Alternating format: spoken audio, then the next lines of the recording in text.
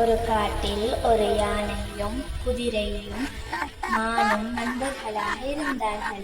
ஆடிப்பாடி விளையாடி மகிழ்ச்சியுடன் வாழ்ந்து வந்தார்கள். ஒரு நாள் அவர்கள் தூரமாக உள்ள தீவில் இருக்கும் தேன் கூட்டின் ஞாபகம் வந்தது. அவர்கள் தேனை உண்ண ஆசைப்பட்டனர். 3 பேரும் அத்தீவிற்கு செல்ல ஆலோசித்தனர். ஆற்றை கடக்க வேண்டியிருந்ததால் மரங்களை வீழ்த்தி ஒரு பாலமாக அமைத்தனர். முதலில் குதிரை பாலத்தில் நடக்க ஆரம்பித்தது. அப்போது குதிரை சற்று நிலை தடுமாறியது. உடனே மான் குதிரையின் மீது தாவி சமநிலைப்படுத்தியது. குதிரை வெற்றிகரமாக பாலத்தை கடந்து சென்றது. யானை மிகவும் தயங்கியது. நண்பர்கள் உற்சாகமூட்டியதன் பின் மெதுவாக பாலத்தில் நடந்து சென்றது. யானையும் குதிரையும் மானும் தேன் இருக்கும் தீவை அடைந்தனர்.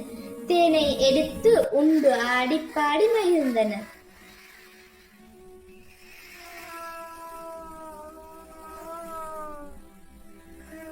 படிப்பினை ஒற்றுமையாக இருந்தால் எதையும் சாதிக்கலாம்.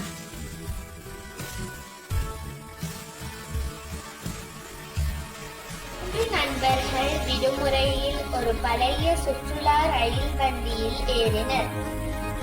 அவ்வண்டி பச்சை நிறத்தில் அழகாக இருந்தது. வண்டியில் குழந்தைகள் மாத்திரமே ஏற்றப்பட்டார்கள். அப்போது டிக்கெட் செக் பண்ணும் ஒரு பெரிய மீசைக்கார மாமா வந்தார். ரயில் கிளம்பியதும் சாளரத்தில் தலையை நீட்டி வெளியே பார்த்து, வாவ், மரங்கள் எல்லாம் பின்னாடி செல்லுது என்று சொன்னார்கள். மலை ஏற ஆரம்பித்தது.